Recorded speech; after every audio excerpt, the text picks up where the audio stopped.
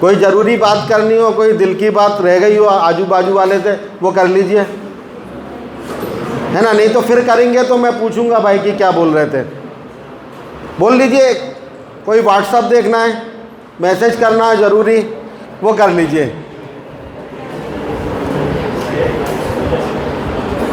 हो गया है सब, बात कर लीजिए जल्दी से, फिर हम बात चालू करेंगे, ठीक है।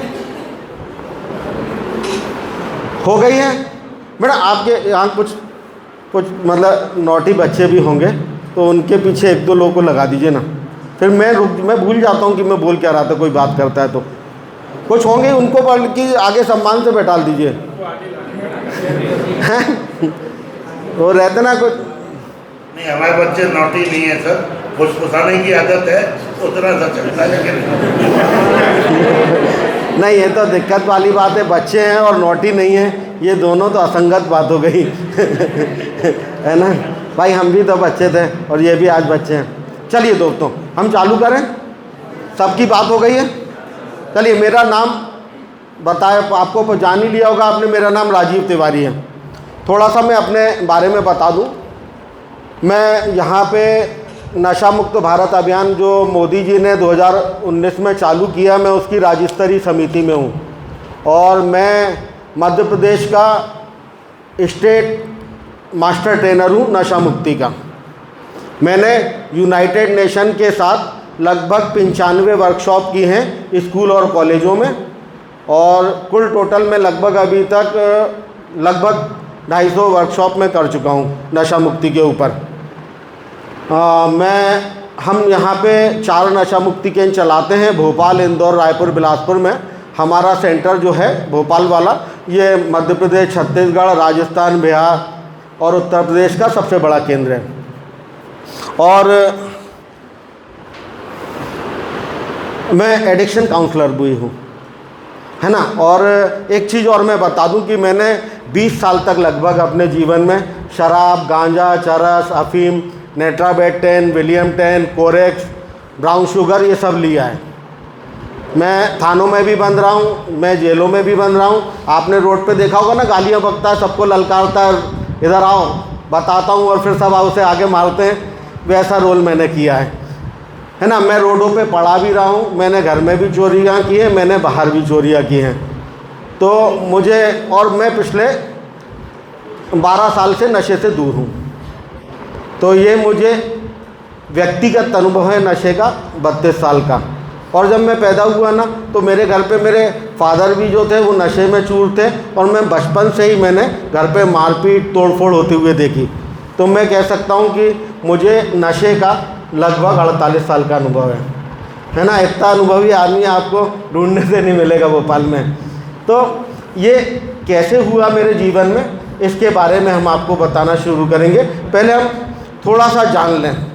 आप लोग ड्रग्स जानते हैं ना, अच्छी चीज़ होती है, बुरी चीज़? बुरी चीज़ होती है, ठीक है। एक जो शराब पी के गाली बक रहा होता है, वो अच्छा होता है कि बुरा होता है? बुरा होता है, ठीक है।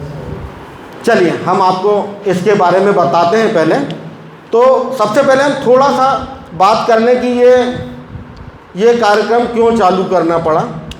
भारत में नशे के ऊपर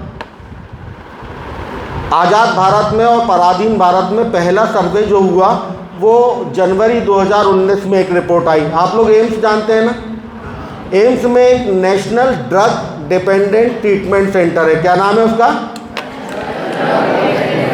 national drug dependent treatment centre. ये एम्स का ही एक पार्ट है। इसने नशे के ऊपर एक पहली रिपोर्ट दी। ये पहला सर्वे था हमारे यहाँ, उसका नाम है magnitude of substance use in India. देखिए, आप लोग ऐसे प्रोफेशन में हैं, आपका इससे सामना होगा और आपको जानना जरूरी है। तो इस रिपोर्ट का नाम आपने पढ़ लिया है, magnitude of substance use in India. ये रिपोर्ट जो है, ये रिपोर्ट कह रही है कि हमारे देश में लगभग 28 करोड़ लोग, कितने करोड़ लोग? 28 करोड़ लोग किसी ना किसी प्रकार के मादक पदार्थों का सेवन करते हैं। 28 करोड़ लगभग अमेरिका के बराबर जनसंख्या है जो कि हमारी मादक पदार्थों का सेवन करती है। इसमें तंबाकू शामिल नहीं है, तंबाकू को हम ड्रग्स में नहीं मानते हैं। ड्रग्स का है ना, वो ड्रग्स, तंबाकू ड्रग्स नहीं है। ये रिपोर्ट कह रही है 16 करोड़ लोग जो हैं ये शराब पीते हैं और 12 करोड़ लोग जो हैं 12 करोड़ जो हैं वो अन्य पदार्थ लेते हैं। कितने करोड़ लोग शराब पीते हैं? 16 करोड़। अन्य ड्रग्स 12 करोड़। अन्य ड्रग्स में क्या क्या है? 3.5 करोड़ लोग गांजा लेते हैं, लगभग 70,000 लोग इनहेल करते हैं, 90 लाख लोग जो हैं वो इंजेक्शन लगाते हैं, 1 करोड़ के लगभग लोग टैबलेट लेते हैं अन्य ड्रग्स। और ये रिपोर्ट कहती है कि इन 28 करोड़ में से 7.5 करोड़ लोग हैं ये प्रॉब्लम यूजर हो गए। क्या हो गए हैं? कितने हो गए? 28 करोड़ में से 7.5 करोड़ लोग प्रॉब्लम यूजर हो गए, जिसमें शराब वाले 5.5 करोड़ हैं और ड्रग्स वाले 2 करोड़ हैं। ये 7.5 करोड़ लोग प्रॉब्लम यूजर हो गए। प्रॉब्लम यूजर का मतलब ये है कि क्या हुआ है, उनके मादक पदार्थ लेने की वजह से वो खुद प्रॉब्लम में आ गए। क्या आ गए? प्रॉब्लम में आ गए। उनकी परिवार प्रॉब्लम में आ गए, समाज प्रॉब्लम में आ गया है। कैसे है ना? ऐसे नहीं मेरे बोल दिया आपने मान लिया, ऐसा नहीं। मैं आपको बताता हूँ कैसे। हमारे देश में जो भी घरेलू हिंसा होती है रिपोर्टेड, जो थाने में पहुँचती है, कोर्ट में पहुँचती है, परिवार कल्याण केंद्र में पहुँचती, घरेलू हिंसा समझते हैं आप? बेटा सबसे पीछे ध्यान रखना, आपको आगे बुलवा लूँगा मैं और सम्मान भी होगा आपका, ठीक है? चलिए, घरेलू हिंसा जानते हैं आप? मतलब कि बुजुर्गों के ऊपर, बच्चों के ऊपर और महिलाओं के ऊपर हिंसा होना, वो घरेलू हिंसा कहलाता है, सॉफ्ट टारगेट के ऊपर। हमारे देश में जो 80% घरेलू हिंसा है, डोमेस्टिक वायलेंस कहते हैं, इसके पीछे नशा है। 80% के पीछे। अगर लोग नशे में नहीं हो, ये प्रॉब्लम यूजर, ये कितने करोड़ लोग हैं? 7.5 करोड़। हमारी जनसंख्या के लगभग कितने हैं ये? 6% हैं। और ये कितने प्रतिशत डोमेस्टिक वायलेंस के लिए जिम्मेदार हैं? 80% के लिए। हमारे इधर जो वायलेंट क्राइम होता है, हिंसक अपराध जिसमें हिंसा होती है, चाकू मार दिया, थप्पड़ मार दिया, गोली मार दी, डंडे से मार दिया, तो जो वायलेंट क्राइम होता है उसका 50% जो है वो कितने लोग करते हैं? ये लगभग 6% लोग, ये 6% लोग करते हैं। हमारे देश में जो लोग सुसाइड करते हैं उसका लगभग 50% के पीछे कारण नशा रहता है। हमारे देश में जो मेंटल हेल्थ के इशू होते हैं उसका मेंटल हेल्थ के इशू के पीछे 50% के पीछे नशा है। हमारे देश में जो रोड एक्सीडेंट होते हैं उसमें लगभग 60% के पीछे, रोड एक्सीडेंट के पीछे 60% के पीछे ये 6% लोग हैं। हमारे देश में जो लोग स्कूल और कॉलेजों से ड्रॉप आउट कर जाते हैं, मतलब स्कूल छोड़ दिया, कॉलेज छोड़ दिया पढ़ाई के बीच में, 28% के पीछे ये 6% लोग हैं। हमारे देश में जो कहते हैं कि खराब कार्यकुशलता के पीछे, मतलब फैक्ट्री में खराब काम कर रहे हैं, हॉस्पिटल में खराब काम कर रहे हैं या कहीं भी खराब कर रहे हैं, तो जो खराब कामकाज के पीछे जो रहता है वो 60% जो है वो नशा है। तो व्यक्ति खुद भी दिक्कत में आ गया है, उसका परिवार भी दिक्कत में आ गया, समाज में भी दिक्कत में आ गया है। हमारे देश में हर साल शराब से 5 लाख लोगों की डेथ हो जाती है। कितने की? 5 लाख। एक साल में मिनट भी लगभग 5 लाख होते हैं। आप कैलकुलेट करेंगे ना, एक साल में लगभग मिनट भी 5 लाख होते हैं। मैं यहाँ पे अगर 60 मिनट रुक गया तो उतनी देर में कहीं पे 60 लोग जो हैं हमारे देश में शराब से उनकी डेथ हो चुकी होगी। अभी दूसरी ड्रग्स का आंकड़ा नहीं है, इसलिए मैं वो आपको दे नहीं रहा हूँ। लगभग हर मिनट में एक व्यक्ति शराब से डेथ हो रही है, और इसमें अधिकतर वो व्यक्ति हैं जिनको बोल दिया गया है कि आप अगर और पिएंगे तो आप मर जाएंगे। अब मतलब जान जोखिम, जान को खतरा हो गया। आपको क्या लगता है वो रुक जाते हैं? वो नहीं रुकते, वो मर जाते हैं, पी के मर जाते हैं। यही रिपोर्ट, ये रिपोर्ट कह रही है कि 7.5 करोड़ लोगों में से 6 करोड़ लोगों का कहना है कि हम बंद करना चाहते हैं लेकिन बंद नहीं कर पा रहे, हम चाह कर भी बंद नहीं कर पा रहे। ऐसी अवस्था में आ गए हैं कि अब हम चाह कर भी बंद नहीं कर पा रहे हैं। तो ये शुरू कैसे होता है? ये शुरू कैसे होता है? तो इसके पीछे कहते हैं कि लगभग 95% केस में, कितने केस में? 95% के केस में पहली बार मादक पदार्थ शुरू करवाने वाला कोई दोस्त होता है। कौन होता है? कोई दोस्त होता है। वो आता है कहीं से लेके, वो कहीं से लेके आता है मादक पदार्थ को और बोलता है कि एक बार लेके देख मजा आएगा। क्या बोलता है? एक बार लेके देख मजा आएगा। और दुर्भाग्य की बात यह है कि उसे लेके देखने में क्या होता है? मजा आता है। ये दुर्भाग्य की बात है। क्यों आता है? क्योंकि इन पदार्थों के अंदर शराब है, गांजा है, तंबाकू भी, और चरस है, अफीम है। इन पदार्थों के अंदर ऐसी प्रॉपर्टी है कि जब हम इनको लेते हैं हमारे ब्रेन में एक डोपामिन नाम का हैप्पी हार्मोन रिलीज होता है। डोपामिन जानते हैं आप? वो रिलीज होता है जिसके कारण व्यक्ति को प्लेजर फील होता है। तो अगर कोई बच्चा कह रहा है, मेरे जीवन में भी ऐसे ही हुआ, जब मैं 16 साल का था तो पहली बार मेरा एक दोस्त आया एक थैला लेके, तो उसने कहा कि चल एक चीज़ है, चल कहीं दिखाता हूँ। तो एक कोने में ले गया और वहाँ पे उसने एक बियर निकाली और कहा, मैं बियर पहला बार था, लगभग 15 से 16 साल के बीच में था। तो मेरी माँ मुझे समझाती आई थी कि शराब खराब होती है। पिता भी मेरे दारू पी के तोड़फोड़ मारपीट करते रहते थे, है ना, जबकि वो क्लास 1 ऑफिसर थे। तो मैं थोड़ा सा अकबकाया था, तो मैंने कहा नहीं यार ये तो खराब होती है। उसने कहा एक बार लेने से कुछ नहीं होता। क्या बोला वो?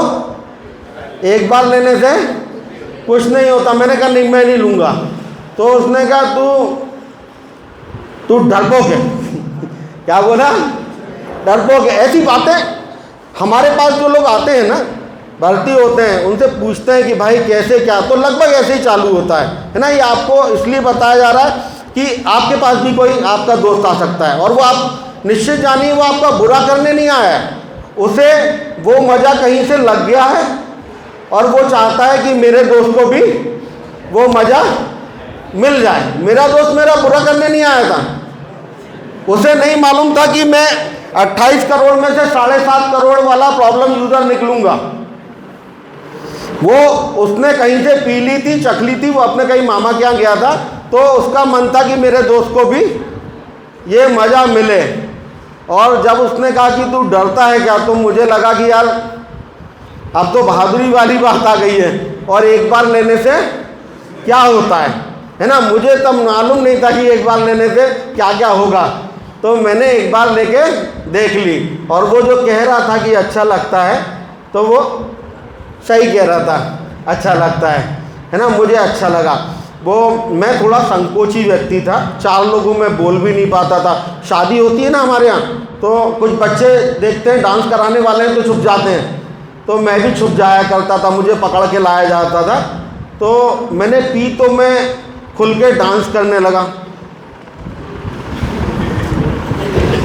खुल के डांस करने लगा। कुछ लोगों से मुझे डर लगता था तो उनको मैंने दारू पी के मार भी दिया गाली भी बक दी कुछ को। मुझे ऐसा लग रहा था, है ना, छोटा ही था मैं, अब 16 साल का ही था, मुझे लग रहा था कि कुछ पावर आ गई है। और मैं कभी कभी पीता था।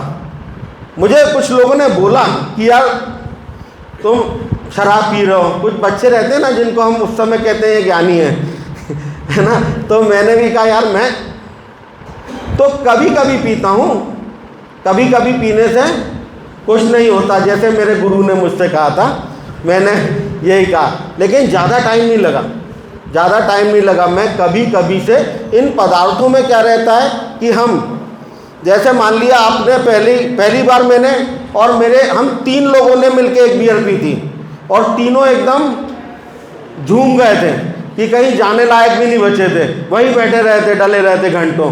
और उसके बाद 20 साल बाद में एक दिन में 16 बियर पी जाता था अकेले।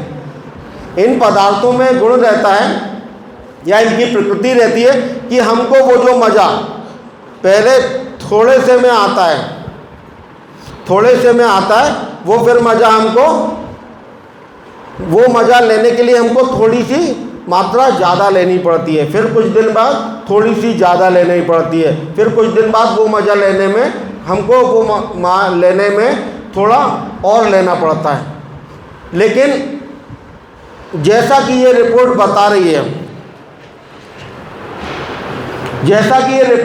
रही है कि जो लोग मादक पदार्थों का सेवन करते हैं उसमें से लगभग 27% लोग जो हैं वो उस मादक पदार्थ के एडिक्ट हो जाते हैं। क्या हो जाते हैं? कितने परसेंट लोग? लगभग 27% लोग जो हैं, जो लोग भी लेते हैं, है ना, ये पक्का नहीं है किसकी लॉटरी खुल जाए, जैसे मेरी खुल गई थी। तो लेकिन मैं एक तेज बच्चा था बचपन से ही। अपने घर में कोई भी किसी की डेथ हो गई है, कोई भी शादी हो गई है रिश्तेदारी में, तो मुझे बुलवाया जाता था कि उसको भेज दो, वो सब संभाल लेगा। मैं तेज ही लड़का था। लेकिन क्या हुआ कि मैं अच्छा भी करता था, अच्छा परफॉर्म भी करता था, तो मुझे लगता था मैं तो तेज हूँ और मैं नहीं फंसूंगा। क्या होगा? मैं नहीं फंसूंगा। लेकिन मैं फंस गया इसमें। वो धीरे धीरे बढ़ता जा रहा था, लेकिन मैं अपने डिनाइल मोड में ही था कि मैं नहीं फंसूंगा। लोग कह रहे थे अब तुम रोज़ पीने लगे, तो मेरा कहना था मैं सवेरे से तो नहीं पीता। फिर ज़्यादा दिन नहीं लगे, मैं सवेरे से पीने लगा। तो मैंने कहा कि मैं वैसा रोड पे तो नहीं पड़ा रहता। और फिर एक दिन आया कि मैं रोड पे पड़ा हुआ था। तो क्या होता है कि कुछ लोग जो लोग भी मादक पदार्थ लेते हैं वो इसके एडिक्ट हो जाते हैं। क्या हो जाते हैं? एडिक्ट हो जाते हैं। एडिक्ट हो जाने का मतलब क्या होता है? नशा का क्या मतलब क्या होता है, ये हम आपको बताते हैं। एडिक्ट हो जाने का मतलब होता है किसी भी मादक पदार्थ के ऊपर नियंत्रण समाप्त हो जाना। क्या होता है मतलब? मादक पदार्थ के ऊपर नियंत्रण समाप्त हो जाना, अनकंट्रोल हो जाना, उसकी मात्रा लगातार बढ़ते जाना और उसके ऊपर शारीरिक और मानसिक रूप से निर्भर हो जाना। नशा क्या है आपने समझे आप? कंट्रोल, एडिक्शन, है ना। एडिक्शन हम इसे नशा कहते हैं। क्या होता है? कंट्रोल खत्म हो गया,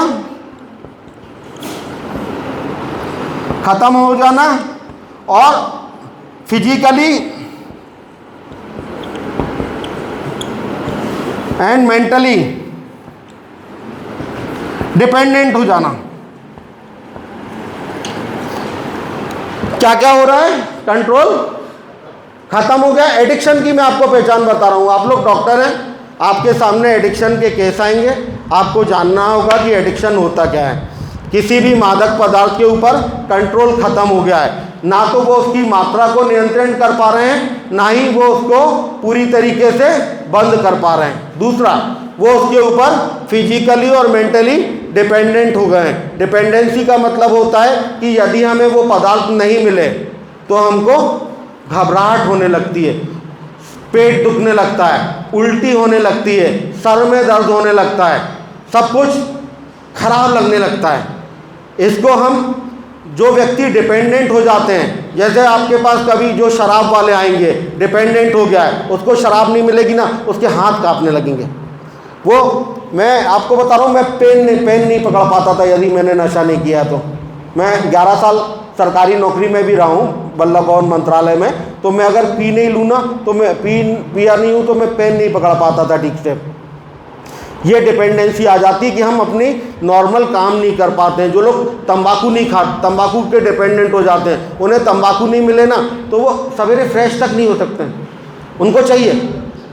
आप लोग जानते होंगे ना, क्योंकि हमारे देश में इतने लोग तंबाकू ले रहे हैं, आपके घर में ही ले रहे होंगे। नहीं मिले ना, वो एक बिल्कुल एक प्राकृतिक कार्य है फ्रेश होना, वो फ्रेश नहीं हो सकता। आपको मैं बताऊं, हमारे देश में हर साल 13,40,000 लोग तंबाकू से मरते हैं, 2020 की रिपोर्ट है। हर मिनट में लगभग 2.5 लाख लोग मर रहे हैं। हर मिनट में 2.5 लोग मर रहे हैं। 1 घंटे हम यहाँ रुकेंगे, कहीं 150 लोग तंबाकू से मर चुके होंगे। बहुत सारे लोगों की वोकल कॉर्ड, आप कभी कैंसर हॉस्पिटल में जाएंगे, वोकल कॉर्ड निकाल दी जाती है, आवाज़ नहीं आ रही, वोकल कॉर्ड निकाल के हॉस्पिटल से ऑपरेशन करा के आवाज़ जा चुकी है, बाहर निकलेंगे, पान की दुकान पे फिर कहेंगे, इस बार इशारे में कहेंगे। पहले कहते थे गुटखा दे दो, अब क्या कहेंगे, है ना, लेकिन लेंगे, बंद नहीं होगा, बंद नहीं हो पा रहा है। तो ये एडिक्ट हो जाना, ये जो 7.5 लोग एडिक्ट हो गए, ये एडिक्शन हो जाना, ये क्या है, क्यों लोग एडिक्ट हो जाते हैं? तो इसका जवाब जो है WHO ने दिया। किसने दिया? WHO ने। इसने कहा कि एडिक्ट हो जाना, एडिक्शन हो जाना एक डिसीज है। क्या है? डिसीज है, बीमारी। आप देखते ना, जो शराब पी के गाली बक रहा है, शराब पी के गाली गलौज कर रहा है, तो सबसे पहले WHO ने 1964 में, कब? 1964 में शराब के एडिक्शन को डिसीज में डाल दिया कि कुछ लोग ऐसे होते हैं जिनका शराब के ऊपर से कंट्रोल खत्म हो जाता है। 1964 में उन्होंने डाला। जैसे अभी कोरोना वायरस आया था, उन्होंने उसको एक नाम दिया था ना, क्या नाम था बीमारी का? कोविड-19। इस बीमारी को भी नाम दिया गया, इस बीमारी को A303 ये नाम दिया गया। जो शराब पी के गाली गलौज कर रहा है ना, आपने कहा था ना बुरा आदमी है, वो बुरा आदमी नहीं है। मुझे नहीं मालूम था कि उसने मुझे बताया नहीं था, एक बार लेके देख, तू 20 साल तक पीता रहेगा, तेरा कैरियर खत्म हो जाएगा, तू अपने घर में तोड़फोड़ करेगा, तू अपनी माँ को गालियाँ बकेगा, तू अपने पिता को गालियाँ बकेगा। मैंने अपने 1 साल छोटे बच्चे को भी नशे में मारा है। मैंने अपनी वाइफ को करवा चौथ के दिन रोड पे मारा है।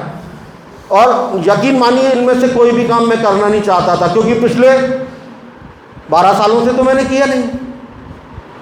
पिछले 12 सालों में एक भी बार मैं थाने में बंद नहीं हुआ। पहले कोई मेरे को सुनता नहीं था। आप देखिए यहाँ पे बुला के मेरे को कितने सारे बच्चे सामने में डाल दिए। मैं अपने घर में बोलता था तो कहते थे तो तुम चुप हो जाओ, उन्हें मालूम था कि कुछ बकवास करेगा। तो ये एडिक्ट हो जाना एक बीमारी है। भारत का भी जो स्वास्थ्य विभाग है, उसने एक अलग मेंटल हेल्थ केयर अथॉरिटी बनाई है। मेंटल हेल्थ केयर एक्ट भी आया, मेंटल हेल्थ केयर एक्ट 2017 आया, जिसमें उन्होंने एडिक्शन को मेंटल डिसऑर्डर में डाल दिया। काय में डाल दिया? मेंटल डिसऑर्डर में डाल दिया। ये जो WHO है, WHO की एक ICD होता है, आप लोग जानते होंगे ना, ICD international classification of disease. ICD F10 से लेके F19 तक अलग अलग सब्सटेंस के एडिक्शन को उन्होंने डिसऑर्डर में डाला है, मेंटल डिसऑर्डर में। अब ये जो नशा है, पहले जिसको एक सामाजिक बुराई समझा जाता था, अब इसको एक बीमारी घोषित कर दिया गया है कि कोई व्यक्ति एडिक्ट बनते नहीं हैं, एडिक्ट बनते नहीं हैं। कोई भी व्यक्ति, उनका चुनाव नहीं होता है कि मैं एडिक्ट बन जाऊं। जैसे कोरोना जिनके भी अंदर जाता है वो सब लोग कोविड के शिकार नहीं होते ना, ऐसे ही ये लेने वाले सब लोग एडिक्शन के शिकार नहीं होते लगभग, लेकिन तब भी लगभग 27% लोग इसके शिकार हो जाते हैं। अभी हमने बात की ड्रग्स अच्छी होती हैं कि बुरी होती हैं। हम लोग क्या कह रहे हैं, किसी भी मादक पदार्थ के ऊपर नियंत्रण समाप्त हो जाना। मादक पदार्थ क्या है? मादक मतलब मद पैदा करता है। इसको कहते हैं मूड अल्टर करने वाला सब्सटेंस। क्या करता है? Mood altering substance. मादक पदार्थ मतलब मूड को अल्टर करता है। मैडम वो देखी ना, वो बच्चियां तो पता नहीं क्या मीटिंग ही करने लगी। इधर वो पीछे से सेकेंड लास्ट, यही वाली जो वहीं पे, वो तो मीटिंग ही करने लगी। आप लोग एक आध जन यहाँ खड़े हो जाइए ना, वो ऐसे थोड़ी ना, मेरे से तो डरते ही नहीं, वो हालांकि जानते नहीं ना अभी मुझे अच्छे से।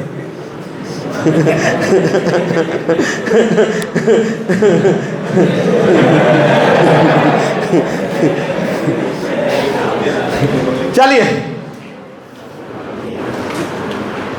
चलिए फिर चालू हो जाऊँ मैं, ठीक है। मूड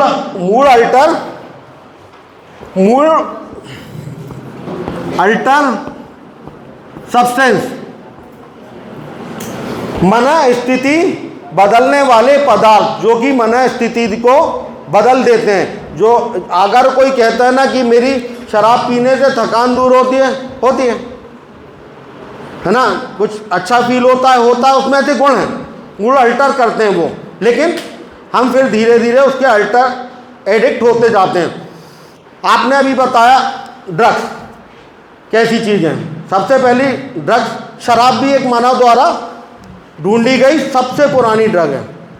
कोई भी दवाइयाँ हों, आप अल्कोहल के बिना उसकी कल्पना नहीं कर सकते हैं। कोई भी फार्मास्यूटिकल कंपनी में बिना अल्कोहल के दवाइयाँ नहीं बन सकती हैं। आप कोई हैवी पेन किलर वगैरह फाड़ेंगे ना तो जो गंध आती है ना वो अल्कोहल रहता है। होम्योपैथिक की दवाइयाँ रहती हैं उनमें भी अल्कोहल रहती है। आयुर्वेदिक भी कुछ दवाइयाँ जो फर्मेंटेशन करके बनाई जाती हैं ना उनमें अल्कोहल प्रोड्यूस होता है। जो पहले हमारे पहले जो सर्जन हुए आचार्य सुश्रुत, वो भी जिनका सर्जरी करते थे ना तो उनको वो अल्कोहल दे के कि वो दर्द नहीं वो करते थे। अल्कोहल जिसे हम कहते हैं ना शराब चीज़ खराब, लेकिन वो एक दवाई है। आपने अफीम, ब्राउन शुगर, हेरोइन सुना होगा। ये काहे से बनती है? अफीम कहाँ से आती है? अफीम सरकार द्वारा उगवाई जाती है, सरकार द्वारा उगवाई जाती है और इलाज के लिए उगवाई जाती रहती है। मेंटल हेल्थ की दवाइयाँ जो हैं वो ओपियाट बेस होती हैं। आप मेंटल हेल्थ का जो पेशेंट है उसके इलाज की कल्पना ही नहीं कर सकते अफीम के बिना। आपने अफीम का बीज खाया है ना? नहीं खाया? वो जो खसखस रहती है ना वो अफीम का बीज रहता है। इसको हम हलवे में, वो लड्डू बनते हैं उनमें, मिठाइयों में, सब्जियों में यूज़ करते हैं, वो अफीम का बीज है। आप गांजा है ना, अफीम भी एक मेडिसिन है, ड्रग। जैसे हमारे इधर मेडिकल स्टोर होते हैं ना, यूरोप और यूएस में ड्रग स्टोर होते हैं।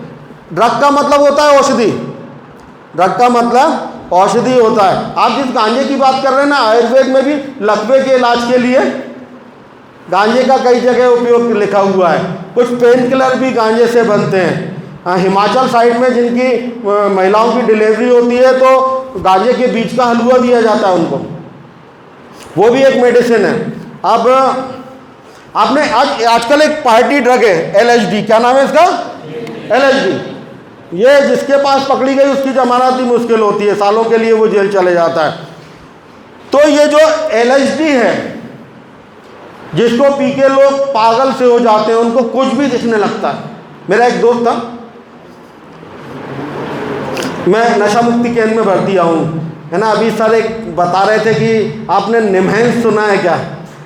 मुझे बता रहे थे आपने निमेंस सुना है क्या, मैं तब बता के नहीं पाया कि मेरा इलाज चला है वहाँ पे उसके नशा मुक्ति केंद्र में मैं एडमिट हुआ हूँ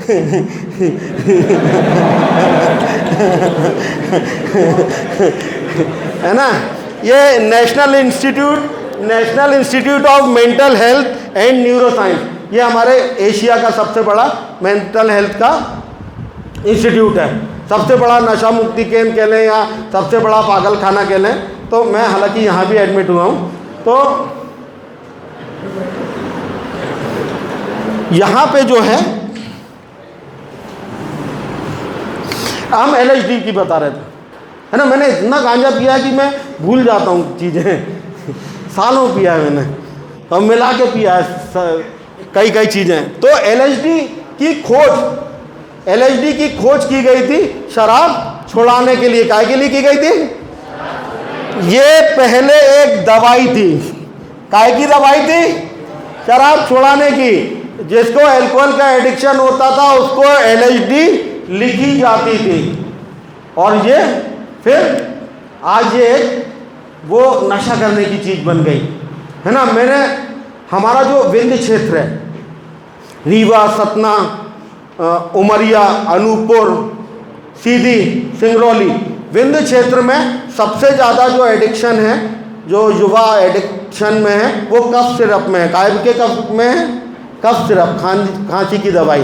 तो आप लेने जाते हैं ना कि एक खांसी हो गई है, 1 चम्मच पी ली, 2 चम्मच पी ली, वहाँ पे वो लोग बॉटल पूरी डालते हैं, उसमें पानी मिलाते हैं और चीयर्स करके और फिर पीते हैं। मैंने भी पी है, मैंने ही पी है, मैं भी सर्वगुण संपन्न हूँ, कोई छोड़ा नहीं था मैंने।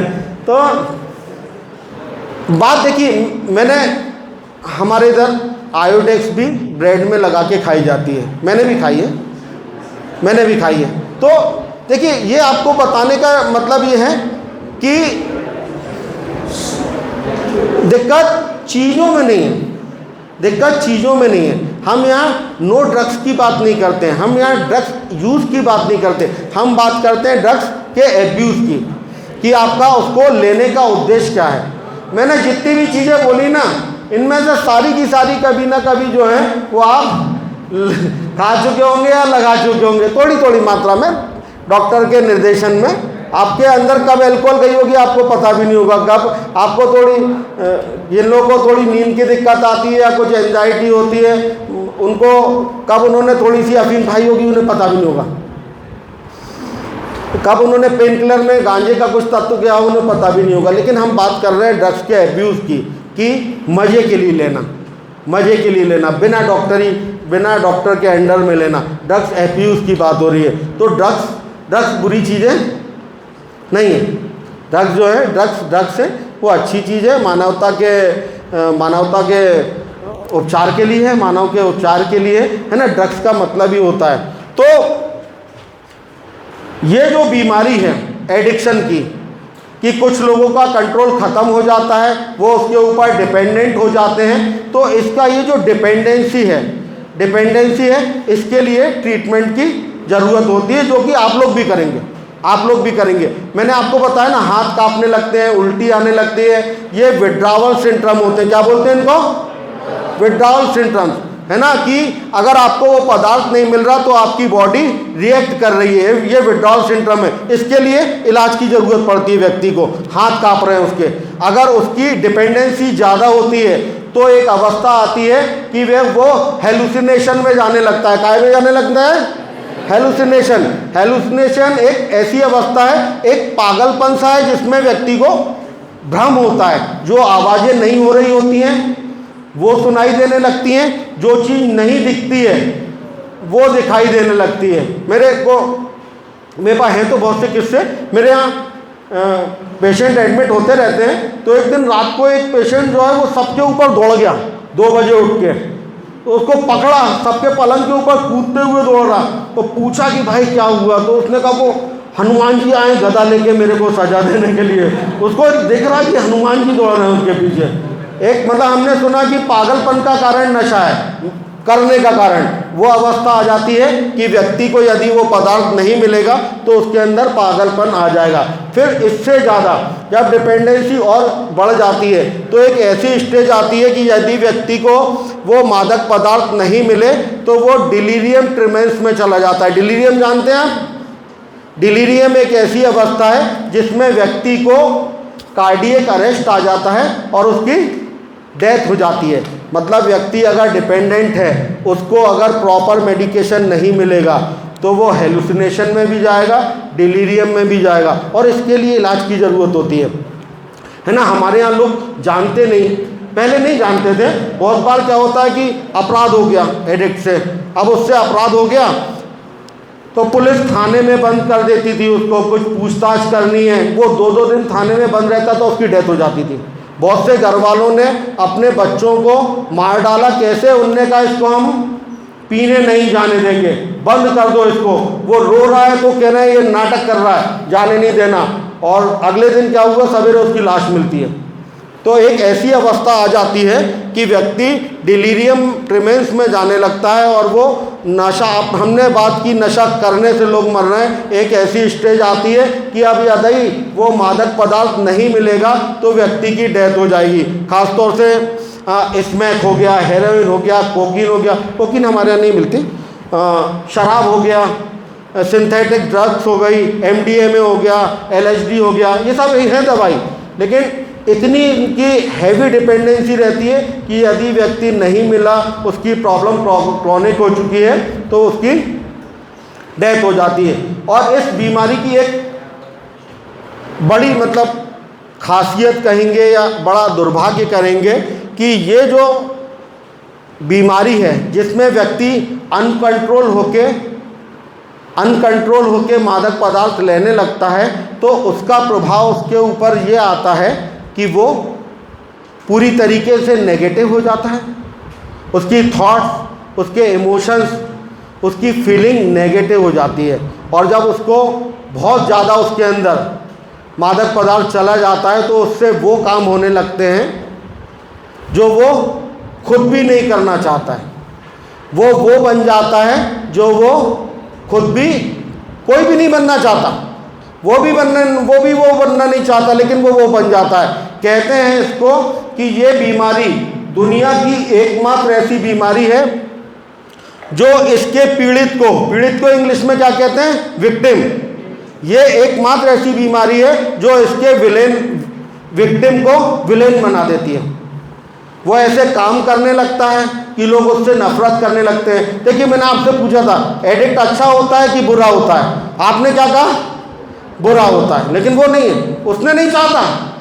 कोई सोच लेता ना मैं बड़ा होकर डाकू बनूंगा, डॉन बनूंगा, कोई किसी ने भी, ये जो 7.5 करोड़ लोग हैं इनमें से एक ने भी नहीं सोचा होगा कि मैं आगे जाके नशेला बनूंगा।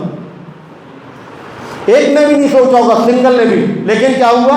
वो बन गए।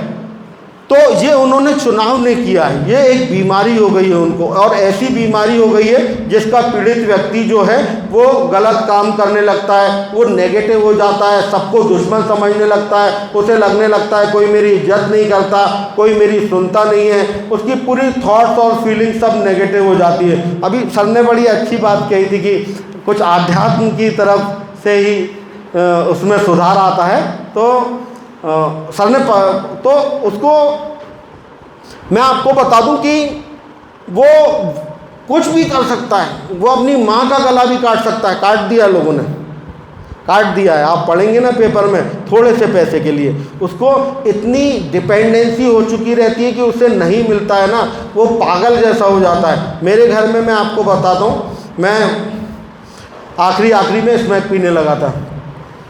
तो मेरे घर में ये था कि मैं सवेरे जैसे ही उठता था तो मेरे घर में मेरी फील्डिंग लग जाती थी कि आज ये पता नहीं क्या उठा के ले जाएगा।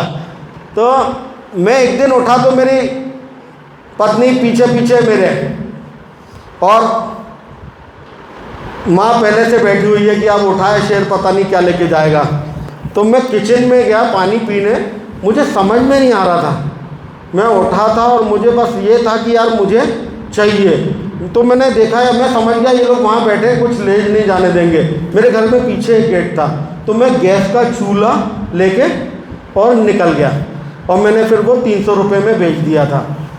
तो क्योंकि अगर मुझे नहीं मिले ना, मेरा शरीर में से पसीना निकलने लगता था, पानी छोड़ने लगता था मेरा शरीर, घबराहट होने लगती थी, बेचैनी होने लगती थी, मुझे कुछ भी हो जाए चाहिए रहता था, कुछ भी हो जाए। मुझे तब तक नहीं मालूम था कि ये एक बीमारी है, ये एक बीमारी है। मेरे घर वालों को भी नहीं मालूम था, हमारे समाज में भी लोगों को नहीं मालूम है। लोग आज भी इसे एक बुराई ही समझते हैं। मैं आपको बताता हूँ कि मैं जब पीने लगा, और भी लोग पीते हैं, तो मुझे एक बीमारी हो गई है। क्या हो गई है? मुझे बीमारी हो गई है। लेकिन हमारे इधर एडिक्शन का सबसे पहला जो इलाज होता है वो काहे से होता है? वो जूते से ही होता है। बीमार हो गया है कोई, अब उसका इलाज किया जाएगा काहे से? जूते से या लट से। फिर क्या हुआ, मैं अपनी बताता हूँ आपको। हालांकि ऐसे बहुत सारे लोगों की कहानी है। हमारे समाज में क्या हो रहा है, क्योंकि आप लोगों को जानना जरूरी है, आप लोग ऐसा काम करने वाले हैं।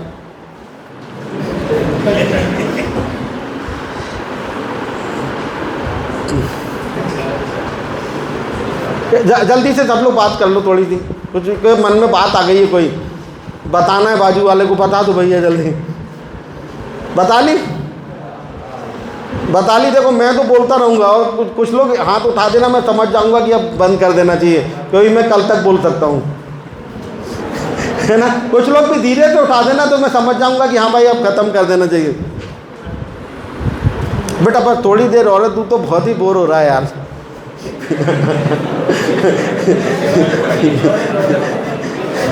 चल, रखा तो नहीं है कुछ जेब में? दोस्त के लिए लाया तो नहीं है? चलिए हम बताते हैं आपको हमारे यहाँ एडिक्शन के लिए क्या धारणाएं हैं, है ना। मेरे को भी जब मैं पीने लगा, घर वालों के सामने खुल के आ गई बात सामने। मेरी मदर MSc थी, फादर भी मेरे MSc थे, क्लास 1 ऑफिसर। तो मेरी माँ जो है ना, मेरे को ठीक करने के लिए एक ज्योतिषी जो थे हमारे पीछे एक रहते थे, दुबे जी, उनके पास गई। उन्होंने मेरी माँ को कहा कुंडली देख के कि कुछ चंद्रमा वंदना का दोष है, गुस्सा आता है, इस कारण ये करता है। तो उन्होंने दी एक अंगूठी बना के, चांदी की अंगूठी मोती में, कि ये पहनाना ठीक हो जाएगा। मैंने वो बेच के पी ली।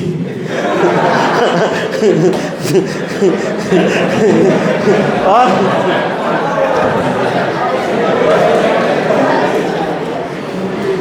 फिर मुझे भी दुख था, लेकिन मैंने कहा पता नहीं कहाँ गिर गई। फिर मेरी माँ फिर पहुंची, उनने कहा नहीं, थोड़ा सा जो दोष है वो थोड़ा बड़ा है, और इसको पुखराज पहनाना पड़ेगा सोने में। एक पुखराज पहना है मुझे। कुछ दिन तक मुझे भी लगा यार पावर है इसमें, कुछ दिन मैंने नहीं पी, लेकिन फिर मैं एक दिन गया तो 15 दिन तक नहीं आया। फिर लौट के आया तो बिना अंगूठी के था वो। मेरे को फिर एक काल सर्प योग की पूजा होती है त्र्यंबकेश्वर में, वहाँ ले जाया गया मुझे कि अब ज़रा ज़्यादा ही बड़ी समस्या लग रही है। मेरे पापा ने, मम्मी ने टैक्सी करी और हम लोग को लेके गए। वहाँ पे पूजा हुई, भोलेनाथ को भी फेल करके पी मैंने, है ना। फिर क्या होता है कि अब कुछ समझ में नहीं आ रहा है, तो माता पिता क्या सरेंडर कर देते हैं। फिर किसका रोल चालू हो जाता है? दादा दादी, नाना नानी। मेरे यहाँ जैसा हुआ बहुत सारे लोग। फिर उनने कहा कि भाई इसकी शादी कर दो, ये ठीक हो जाएगा। ये हमारे यहाँ रामबाण है, कोई भी नशेला हो गया है ना, तो उसका ये है भाई, आप लोग भी देखिए कि जिसकी शादी रिश्ते विश्ते आए पता कर लेना, किसी के इलाज के लिए तो नहीं बुलाया जा रहा है। तो अब मैं पी के पागल, और मेरी बीबी जो है वो छुड़वा के पागल। ना वो सफल हो रही, ना मैं सफल हो रहा। और फिर मेरी बीबी की आ गई, तो उसको भी जिम्मेदारी दे दी गई, अब तुम ही जिम्मेदार हो। ये पी रहा है, तुम पहले तो कम पीता था, अब ये ज़्यादा पीने लगा शादी के बाद। अरे भाई, इस जो खुद नहीं खड़ा हो पा रहा था उसको आपने एक और दे दिया कि इसको भी लेके चलो। तो वो रामबाण की तरह शादी की जाती है। फिर क्या हुआ कि मेरी सास भी आ गई मेरा इलाज कराने के लिए। फिर वो भी विद्वान थी, वो प्रिंसिपल थी स्कूल में। वो और मेरी बीवी एक साधु बाबा से एक 3,000 रुपये दे के एक भभूत लेके आ गए। बाबा ने कहा जब भी ये घर से निकले पीछे से भभूत छिड़क देना, नहीं पिएगा। मैंने वो भभूत भी फेल करके पी, है ना। तो फिर क्या हुआ कि सब फेल हो गए। फिर क्या हुआ, सब फेल हो गए। तो फिर उनने कहा यार अब हम तो कुछ कर नहीं पा रहे। तो हमारे समाज में फिर क्या किया जाता है, एडिक्ट से कह दिया जाता है कि देखो विल पावर से तुम सब कर सकते हो। क्या कर सकते हो? विल पावर से। मैं भी कहूँ यार विल पावर से छोड़ूंगा, बीमारी है मुझे, WHO कह रहा है बीमारी है। अब बताइए कोई सी भी बीमारी हो जाए, कोई सी ठीक होती है विल पावर से? कोई जुकाम कर सकता है ठीक विल पावर से? छोटी सी बीमारी, कोई सा वायरल कर सकता है। अब ये जानलेवा बीमारी, लो आदमी मर जाता है इसमें, और इसको कह रहे हैं कि विल पावर से ठीक करो। देखिए विल पावर से हम कुछ और काम कर सकते हैं, लेकिन कोई बीमारी नहीं ठीक कर सकते हैं। लेकिन अब मेरी विल पावर से नशा छोड़ने की एक इतनी खतरनाक स्टोरी है, थोड़ा सा उसको शॉर्ट में सुना देता हूँ। सुना दूँ क्या? सुना देता हूँ। क्या हुआ, मेरे को सबने दे रखी थी जिम्मेदारी कि विल पावर से छोड़ना है, और हर एडिक्ट के पास आइडिया रहता है कि अब मैं बंद कर दूंगा। कब से? कल से, है ना। कब से बंद करना है? कल से। तो मैंने अपने जीवन में ज़्यादा इसलिए पी क्योंकि मुझे कल से बंद करना था। अब कल से बंद करना है, कब तक के लिए बंद करना है? जीवन भर के लिए बंद करना है। तो फिर आज क्या करो, जम के कर लो। तो मैंने अपने जीवन में, मेरी ज़्यादा मट्टी पलीत इसलिए हुई, बड़े कांड मेरे जीवन में इसलिए हुए क्योंकि मेरे पास ये आइडिया रहता था कि कल से बंद। कब तक के लिए? हमेशा के लिए। इतना बड़ा लोड। अब उसके लिए क्या है, आज जम के हो जाए। मेरे घर में 2 बाथरूम थे। एक में मेरे घर वाले वो करते थे जो बाथरूम में करना चाहिए, दूसरे में मैं स्मैक पीता रहता था। इसमें क्या, जरा सी हवा में उड़ जाती है। तो मैंने एक खंडर का सरकारी मकान, उसमें भी बैठ जाता था। वो एक पानी वाले पाइप रहते थे, उसके अंदर घुस के पीता था।